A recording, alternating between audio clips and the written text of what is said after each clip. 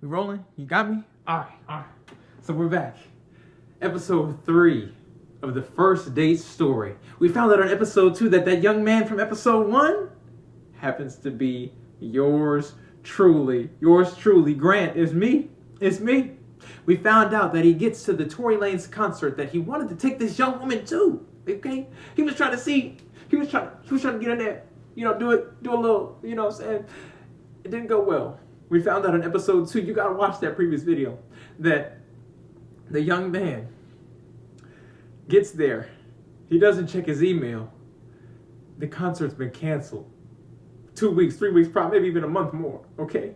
The Norfolk, Virginia. It was canceled. So the young man, he's panicking. He's feeling it. He's feeling that pressure. That pressure's building, okay? Pressure bursts pipes, but pressure also makes diamonds, okay? Hello. Does that give you an inkling as to where we're going with this story?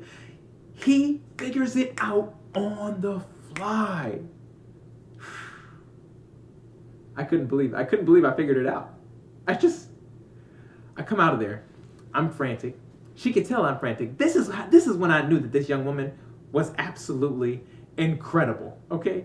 She helps me to relax. Even though I'm putting on the facade of, I still got it. My walk it's a little bit crooked this time, you know what I'm saying? It's not as smooth, okay? But she realizes this and says, hey, it's okay. We're near Virginia Beach. We're over here. We got plenty of stuff to do. And I'm thinking to myself, you know what? You're right. I was like, hey, I'm sorry about the mix-up. And I'm about to walk out in the street. We're walking away. So the Norva's here. We walk around this block here. We go straight ahead here. We get to the stop, right? You got the little sign here. Okay. Now we're waiting. And I'm so in my head that I'm about to take a walk into the street. I take a step out, right?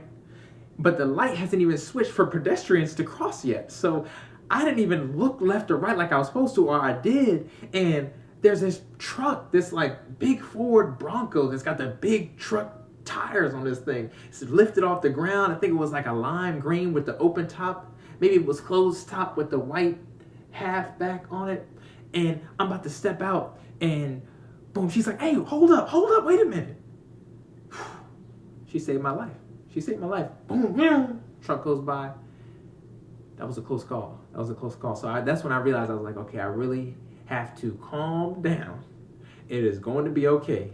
So that moment, I really got to catch my breath, and I really appreciate her for that too. So then we get to walk and we get back to the car, and I got it. It comes to me. Thank God for this. Thank you, Lord. Okay, because I'm like, of course, you mentioned that we're near the beach. There's plenty of stuff to do down there. I have been to Virginia Beach plenty of times years prior to that. So I'm thinking, we're going to go to eat. I know this place. And it's a fish spot that I've been to years prior. I think I've been there 2 or 3 times over the years. And I forgot the name of this place. Ooh, if I remember the name, put it right here, okay? It might still be open. Anywho, we get there. It's, of course, a seafood spot. And I'm looking for places to park. I'm spending money, okay? I spent money to park at the other place. I had to spend money to park at this place. But it's okay, because that's what I worked for, right? That's what I worked for the previous months. Prior, okay? So we get there. We park. And, about 30, 40 minutes have passed. And it's getting closer to the evening time. So by the time we get seated, we're walking, we're talking. Things are going much better. We get seated. And no, that's not what happened. And it just clicked. So the first place that I had for us to go to, right? We park and we're walking, okay? This is actually what happened. Once we get to the first location, they tell us that the wait is going to be at least an hour and a half to 2 hours. Something along those lines. It was a long wait, okay? I'm starting to feel that panic again, the same panic that I felt from episode 2, okay? So I'm like, okay, it's all right. My panic is much more relaxed this time because I was feeling as though if I made it here, if she helped me to get here, if God helped me to, keep this show rolling, keeping us safe on the road, I'm thinking it's going to be okay. So they let us know about a sister restaurant, as they put it, that's just a couple of blocks away. So it's a little too far down the boardwalk for us to walk there and then walk back to where we had parked the car. So we went and got the car, and miraculously enough, we found another parking spot that was fairly close, maybe like a block or two, same kind of thing that we did at the Norva, right? So we get there, it's just a flat parking lot, got some fences around, boom, pay for that parking as well. Pay it, said, here, take the money, okay? Take the money, because this is going to work, okay? I will not be remembered in the campus, in the area we were in, as the guy who couldn't come through. That's what I was worried about at the time, right? Young version of me. So we park the car, we're walking down, we get to the sister restaurant, and they do have seating. I think we only wait for like 5 or 10 minutes, nothing crazy. So we sit down, it's a beautiful view. It's a view, oh my goodness. This is where we were supposed to be all along. This is what was supposed to happen. We sit there, they have the tarps. It's, plastic tarp with the plastic see-through, and they've got them rolled up because it's still summer, still August. So we're looking out over the beach. We got a nice breeze coming in. The sun is setting. It doesn't set towards the beach, the water in Virginia Beach. It sets on the opposite side. So it's got this nice evening blue glow to it. You smell the salt coming off the beach. You got people riding bikes down the path, down the boardwalk. You see families. The restaurant's busy, it's bustling, but it's kind of quiet. It's murmured tones of people talking, and it's just really nice. It's really relaxing. You really hear the waves crashing off in the distance too.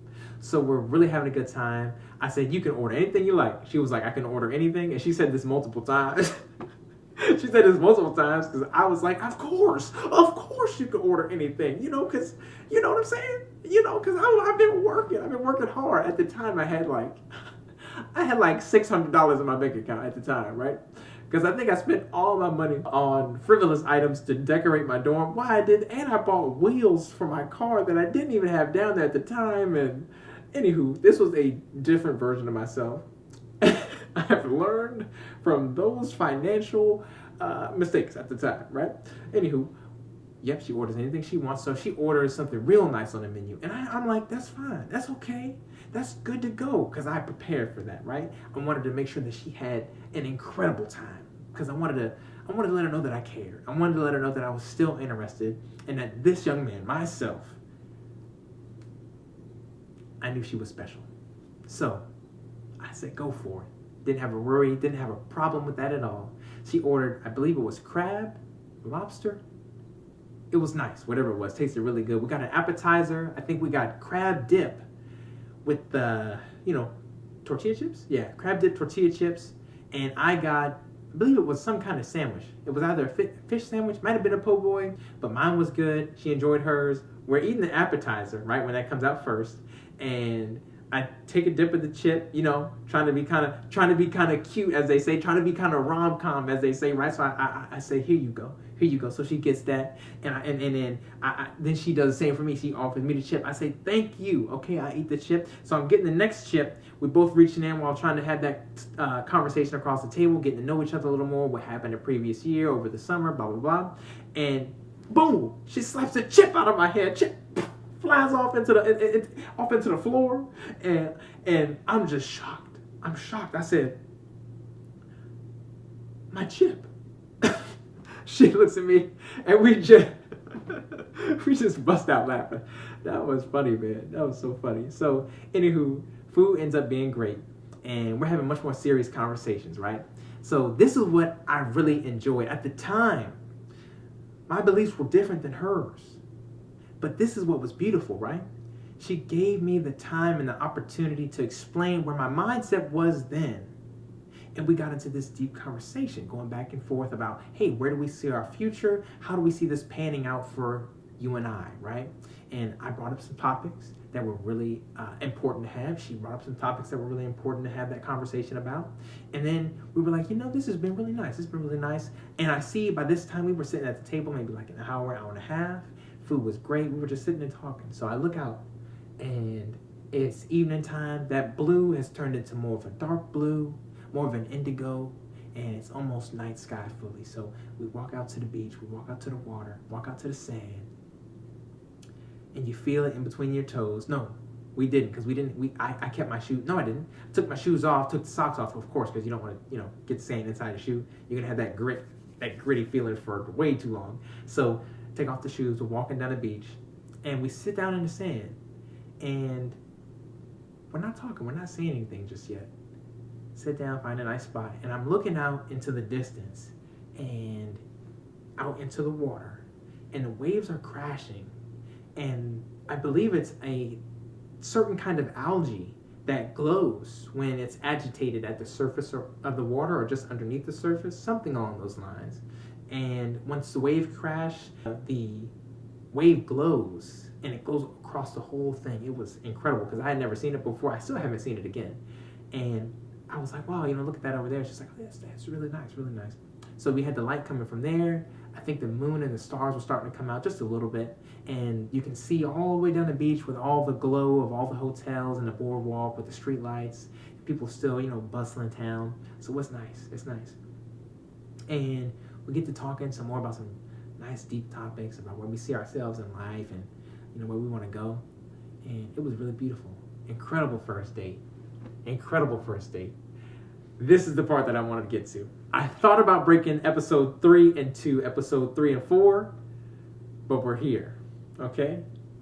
This ring, that young man, myself, that young woman, my girlfriend at the time, not my girlfriend at the time, my soon-to-be girlfriend at the time, the lovely woman who I wanted to court, I decided to propose to. I'm here. I'm here. She's here. We're here. And we have a wonderful doggy by the name of Charlie. So my wife, thank you. And to all the experience we had previously and to all the experiences we'll have in the future. That first date story, I believe I got almost everything right. She might have to come back and do a rendition of her side of things. And she might get a couple more facts straight for everyone. So thank you for tuning in. Thank you for watching. And I'll be back soon, shortly, however you want to put it, with another story. Is that you? Is that me? All right. See you soon.